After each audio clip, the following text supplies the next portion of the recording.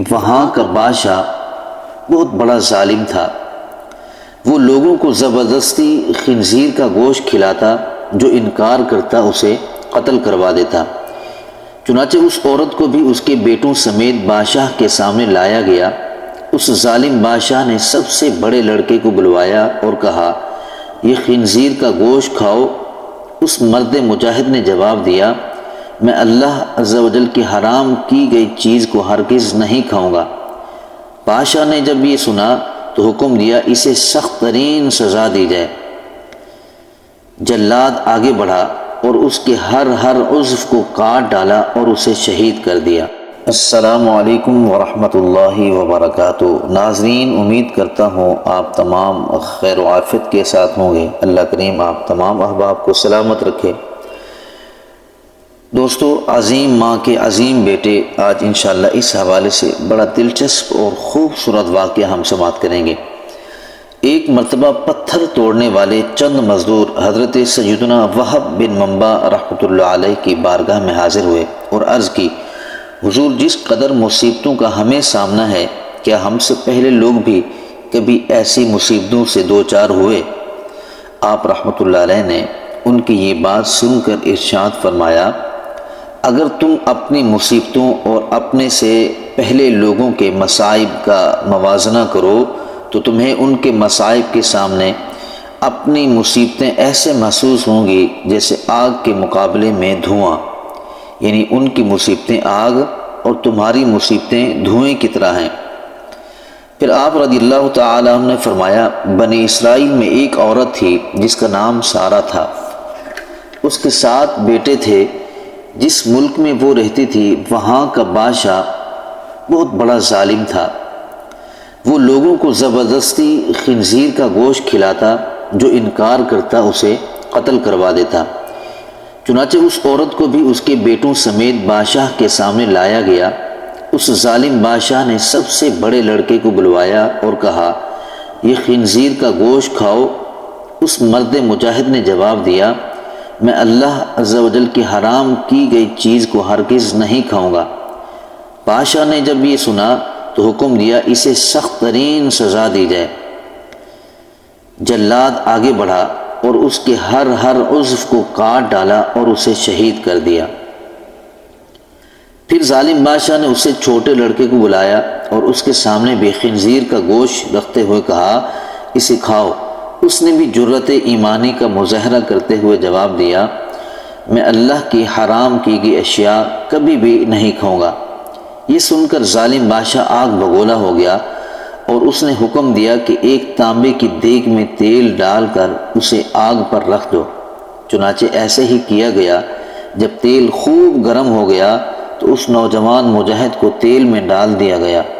اس طرح اس نے بھی جام شہادت نوش کر لیا۔ پھر بادشاہ نے اسے چھوٹے کو بلایا اور کہا، یہ گوشت کھاؤ۔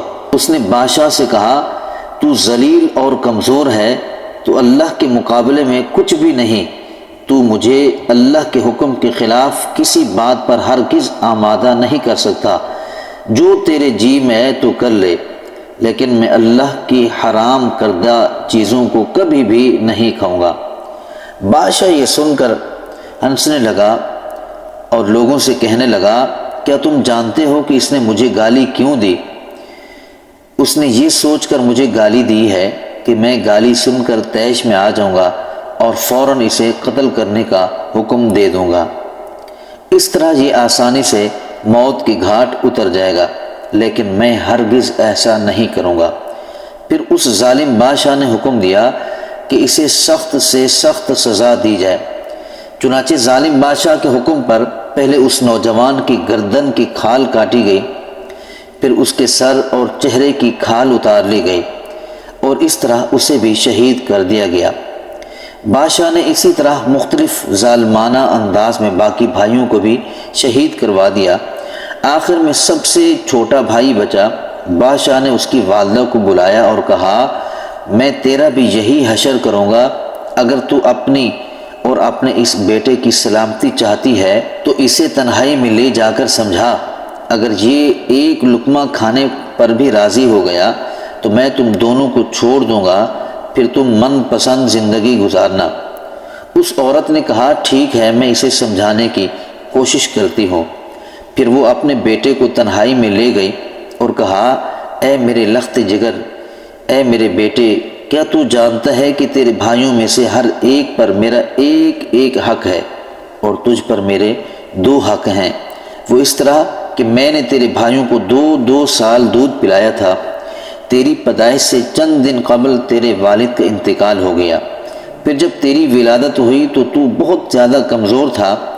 مجھے تجھ پر بڑا ترس آیا اور میں نے تیری کمزوری اور تجھ سے اپنی شدید محبت کی وجہ سے تجھے 4 سال دودھ پلایا۔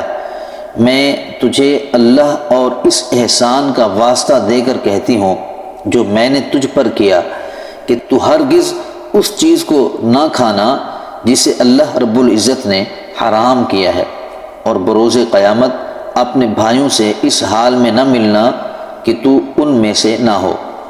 جب سعادت مند بیٹے نے ماں کی یہ باتیں سنی تو کہا ماں جی، میں تو ڈر رہا تھا کہ شاید آپ مجھے خنزیر کا گوشت کھانے پر ابھاریں گے، لیکن اللہ کا شکر ہے کہ اس نے مجھے آپ جیسی عظیم ماں عطا فرمائی ہے۔ پھر وہ عورت اپنے بیٹے کو لے کر بادشاہ کے پاس آئی اور کہا یہ لو، اب یہ وہی کرے گا جو میں نے اس سے کہا ہے۔ بادشاہ بڑا خوش ہوا اور اس کی طرف خنزیر کا گوشت بڑھاتے ہوئے کہا یہ لو، اس میں سے کچھ کھا لو۔ یہ سن کر بہادر نوجوان نے جواب دیا خدا کی عزت کی قسم، میں ہرگز اس چیز کو نہیں کھاؤں گا جس کو اللہ نے حرام کیا ہے۔ بادشاہ یہ سن کر بہت غصہ ہوا، چنانچہ اس ظالم بادشاہ نے اس مرد مجاہد کو بھی شہید کروا دیا۔ اسی طرح یہ بھی اپنے بھائیوں سے جا ملا۔ پھر بادشاہ نے اس عظیم عورت سے کہا میرا خیال ہے کہ مجھے تیرے ساتھ بھی وہی سلوک کرنا پڑے گا جو تیرے بیٹوں کے ساتھ کیا ہے۔ اے بڑھیا، تیری ہلاکت ہو، تو صرف ایک لقمہ ہی کھا لے تو میں تجھے منہ مانگا انعام دوں گا، اور جو تو کہے گی میں وہی کروں گا۔ تو صرف ایک لقمہ کھا لے، پھر عیش و عشرت سے زندگی گزارنا۔ یہ سن کر اس عظیم ماں نے جواب دیا اے ظالم، تو نے میرے بچوں کو میرے سامنے مار ڈالا، اور اب تو یہ چاہتا ہے کہ میں تیرے کہنے پر اللہ کی نافرمانی بھی کروں؟ اپنے بچوں کی موت کے بعد مجھے زندگی سے کوئی سروکار نہیں۔ اللہ کی عزت کی قسم، تو جو کچھ کر سکتا ہے کر لے، میں کبھی بھی اللہ کی حرام کردہ چیزوں کو نہیں کھاؤں گی۔ یہ سن کر اس سفاک و ظالم بادشاہ نے اسے بھی شہید کروا دیا۔ اس طرح اس عظیم ماں کی روح بھی اپنے عظیم فرزندوں سے جا ملی۔ سب نے ایک ایک کر کے اپنی جانیں تو دے دیں، لیکن اللہ کے حکم کے خلاف ورزی نہ کی۔